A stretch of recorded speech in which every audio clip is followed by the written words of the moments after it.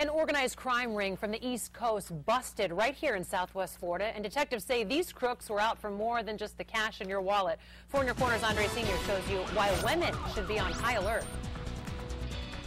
Detectives call them a traveling band of thieves. They're looking to steal your identity, and there's a name for them too. This particular type is specific to purses. Targeting purses. That's what landed these 3 men from Fort Lauderdale behind bars. The trio's trip started to unravel right here at the corner of Tamiami Trail and Ohio Drive on Monday when someone spotted the men allegedly committing a crime of opportunity. The individual got out of the car, opened the driver's side or the passenger side door of the victim's vehicle, removed a bag, and got back in his car and sped away from the scene. But they did not get far. Sheriff's deputies nabbed the men 10 minutes later near Pine Ridge and Airport Pulling Road. The goal of them is to perpetrate the fraud. Investigators do not believe stealing purses was the only thing these men were up to.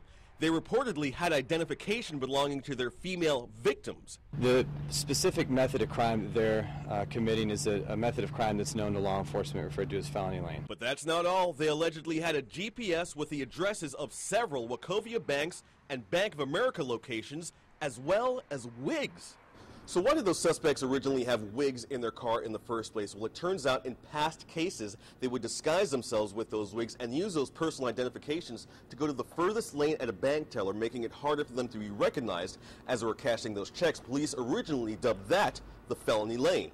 Then they use the person's information to commit fraud. The Collier County Sheriff's Office says they've seen this type of crime before and says many times the victims make it much too easy for the crooks. This particular type of crime could be almost completely prevented just by simply taking their purse with them when they run inside for just a second.